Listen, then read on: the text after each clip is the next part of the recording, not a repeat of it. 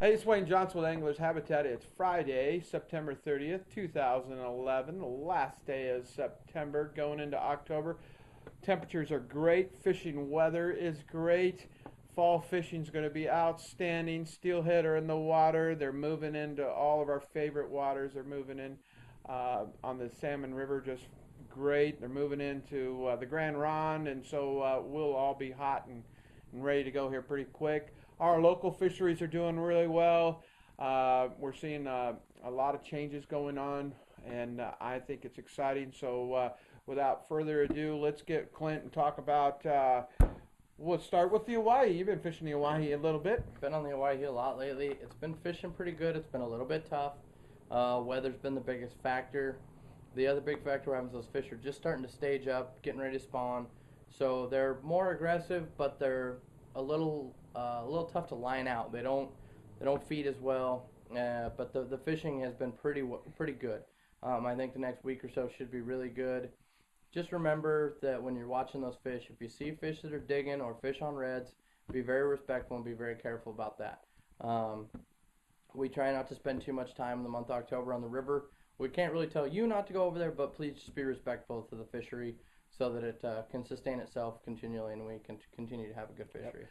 What I like to do is when I see fish on the reds, I like walking real close to the reds, and I just hit it real hard, and I catch as many fish as I can on those reds because I don't want to see the fishery sustain itself. I think it's getting very crowded over there, and the more fish we get off those reds, the less people want to go catch them. Awesome. No, I'm just kidding. So But that was outtake number one, folks. but I do have some good sound advice for you. If you have to go and it's the month of October, what I like to do is I fish the deeper runs, and I fish the top water. There's some fish that are not going to go on the reds. Those are the fish I'm going to go ahead and after. If I see any fish staging at all, and you know if they are staging, you know if they're the reds, they're on the reds, just leave those fish alone because we definitely want to see the fish propagate itself, and it's been working real well. I've been catching more and more small fish, Definitely. so you see that the natural processes are taking place, and I'll tell you, most people do respect uh, that situation. I think what happens is sometimes people are naive about it. So the biggest thing is I tell people, hey, if you've got to go, I don't tell people not to go. If you've got to go, fish the deeper runs, deeper waters, waters that I usually stay away from during the summer. But during this time of year, I go to the deeper runs. You're not going to catch as many fish, but you will catch fish, and everybody will be happy. No one's going to be driving up and saying, "Hey, get off those reds." Uh, you'll be great. Okay, South Fork of the Boise. It's at 300 CFS. I'm really feeling a hankering on going over there like right now, and we got blueing olives going on in the evening, late evening, and you know what? It's a perfect time to go. The water level is perfect. Temperatures are very mild. Gets a little cool in the evening, so if it's 85 degrees here and you go up there, expect 50s by 8 o'clock. So Definitely. be sure to bring your layering and be ready for that. Nymphs, a big nymph game right now. I'd be going stonefly nymphs, pheasant tails, red copper johns, San Juan worms, things of that sort. Maybe some sculpins. Absolutely. Streamers, the lower the water gets, the more congregated these fish are going to get. And it really narrows up that window you're going to find fish so that the higher populations are in those bigger holes. Streamers are always effective this time of year because the fish aren't going to let that opportunity go by, and you've got a better chance of putting it in front of a fish. Now, this time of year, the advantage goes from the boats to the shore anglers. So this is the time year you want to do it. The waters have been flowing at 600 for about 3 weeks. That was outstanding fishing. So now at 300, it's even going to be better for the guy who knows how to read the water, and also to get to that pocket water, those seams and such as that. And I'll tell you something: the fish are feeding, so watch for that. If you see fish actively feeding, fish to them, and you should do pretty well. The other day I was over there about 10 days ago, and I watched a hopper hit the water, and to me it was just entertaining. And I saw the hopper, he's just kind of trying to get out of the water, and I was wondering, how long is that hopper going to last? And it was rather irritating when I saw the fish come up and gobble him in about 75 feet, because that area where that fish was, I had been hitting hard for the last 30 minutes with nothing. So it shows you that I need to work on my natural presentation a little bit. But yeah, it was working. It was working good. Hoppers, droppers, Absolutely. and I'd be using droppers right now too. Yep. So let me see. Let's go to let's talk lakes. Yeah, lake fisheries in the fall kind of get overlooked. You got a lot of people going a lot of different directions, but as it cools down and the temperature drops, that algae will start to freeze back a little bit. Um, the Indian reservation can be really good in the fall. The big thing you need to watch down there is watch the weather. Be sure that it's not going to get too nasty on you.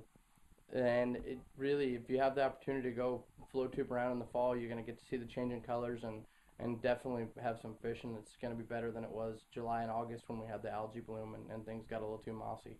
Yeah, I know personally some of the best lake fishing I've ever experienced is in the fall. Fish know what's getting ready to come. Mm-hmm. The water temperatures are changing, and they know that I better fatten up. I mean, we've got a long winter ahead of us. So some of the best fishing I've ever had is during the fall, and it's a great time to go. I would still be using some terrestrials, ants, Absolutely. beetles, things on top. You can also strip through some uh, leech patterns, and they will be on the mend. I mean on the take. Excuse me. Okay, let me see. How about steelhead? The steelhead are on their way. There's fish in the salmon, there's fish in the clear water, and there's fish in the Grand Ronde. The big thing kind of everybody's holding on for right now is a little cooler weather, which it looks like next week we're going to get. Definitely. There's rain in the forecast, which is definitely going to change the water temperature. I think we're going to see a good influx of fish in all of the waterways. I would say in the next 2 weeks, you should see a definite improvement in the fishing. You know, as fishermen, we just can't be happy, can we? It's either too cold or too hot, not enough water, too much water. We just have a hard time finding that happy medium. But I will tell you this, water levels are at good levels. All we need is a little break in this temperature and rain. And rain is going to bring the water temperature down. And when that happens, it's going to be on. It's going to be Absolutely. hot. It's going to I be know good. the best steelhead trip I've had since I've lived in Idaho was on the Grand Ronde about mid-October. The word hadn't gotten out yet, and we just happened to hit it just right.